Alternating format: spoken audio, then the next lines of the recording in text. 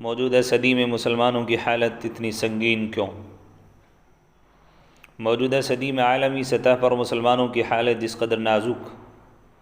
تشویشناک اور ناگفتہ بھی ہے وہ پہلے کبھی بھی نہیں تھی۔ مشرق سے مغرب اور شمال سے جنوب تک ہر گوشے سے مسلمانوں کے زوال و تباہی کی خبریں سننے کو مل رہی ہیں۔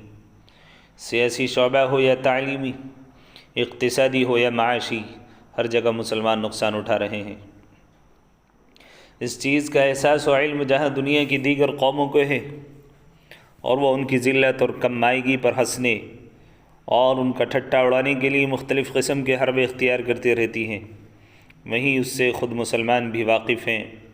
انہیں بھی پختہ ہے کہ وہ تاریخ کے نازک ترین دور سے گزر رہے ہیں۔ وہ جانتے ہیں کہ ان کی حالت انتہائی خستگی و شکستگی سے دوچار ہے۔ انہیں علم ہے کہ علم و تحقیق سے لے کر معاشیات و اقتصادیات تک کے تمام تر شعبوں پر اقوام غیر قابض ہیں،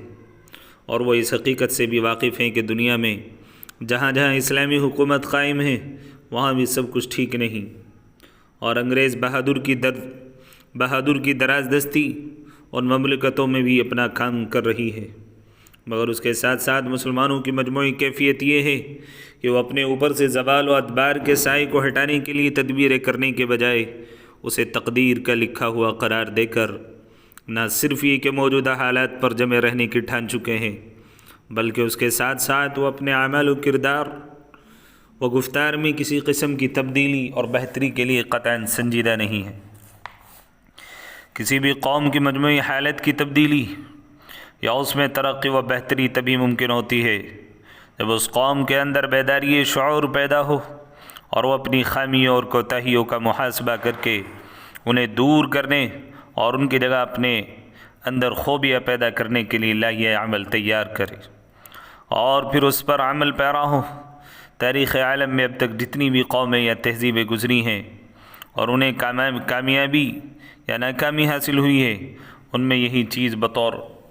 اہم ترین سبب کے کار فرما رہی ہے۔ جس قوم نے اپنے اندر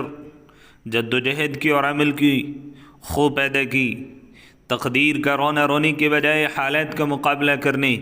اور پریشانیوں سے لڑنے کی عادت ڈالی، وہ ایک نہ ایک دن اپنی عظمت رفتہ کی بحالی میں کامیاب ہو کر رہتی ہیں۔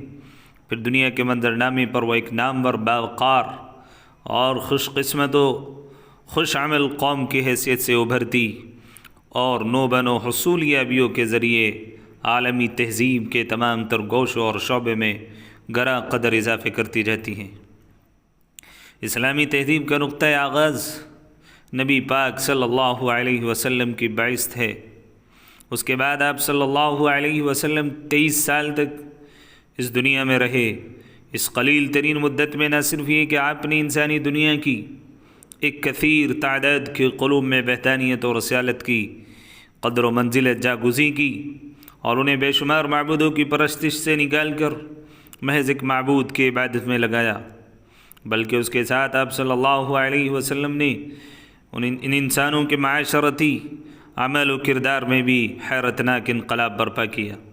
آپ صلی اللہ علیہ وسلم کی آمد سے پہلے عرب دنیا کی آپس کی دشمنی بطور مثال کے بیان کی جاتی تھی اور پڑھی بھی جاتی ہے، مگر اسلامی تہذیب و تمدن کی آمد سے ان کی کایا ہی پلٹ گئی۔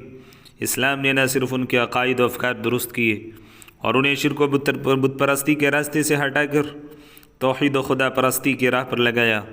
اس کے ساتھ ساتھ دیکھتے ہی دیکھتے ان کی زندگیوں سے مذکورہ رذائل اخلاق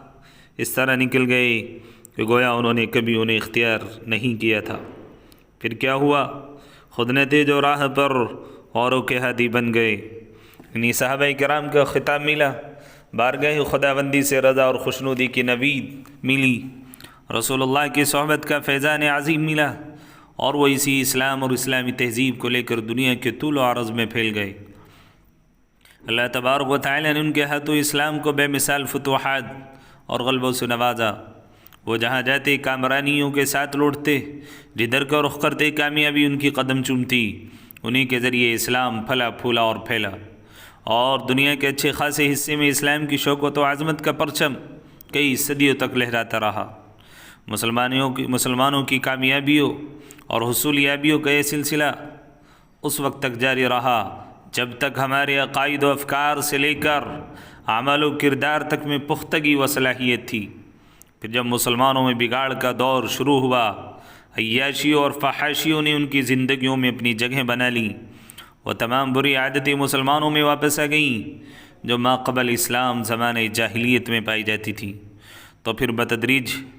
مسلمانوں سے دنیا کی امامت و سیادت چھین لی گئی، اور اب نتیجہ یہاں تک پہنچ چکا ہے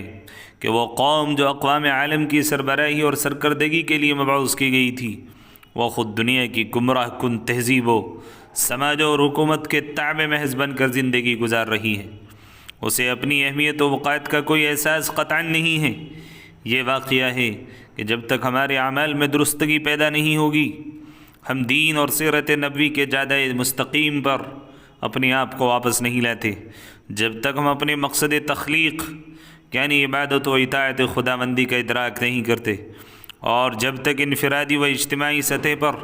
ہمارے اندر پایا جانے والا جمود و تعطل ختم نہیں ہو پاتا، اور جب تک ہم اپنی کھوئی ہوئی قوت ارادی، خدا اعتمادی، جرأت فیصلہ اور حسن کردار و گفتار جیسی صفات اپنے اندر پیدا نہیں کر لیتے، اس وقت تک حالات میں کسی بھی قسم کی تبدیلی کی امید محض خواب ہے، اور خواب بھی ایسا کہ جس کا شرمندہ تعبیر ہونا محال ہے۔ اللہ تبارک و تعالی کا فرمان ہے کہ اللہ تعالی کسی بھی قوم کی حالت اس وقت تک نہیں بدلتا جب تک کہ وہ خود اپنی حالت بدلنے کو تیار نہ ہو۔ حالات کی ستم ظریفی کو تقدیر کا لکھا قرار دے کر اپنے اعمال و اخلاق کی طرف سے مطمئن ہو جانا یقیناً ہمارے لیے مزید بگاڑ اور نتیجہ ناکامیوں کا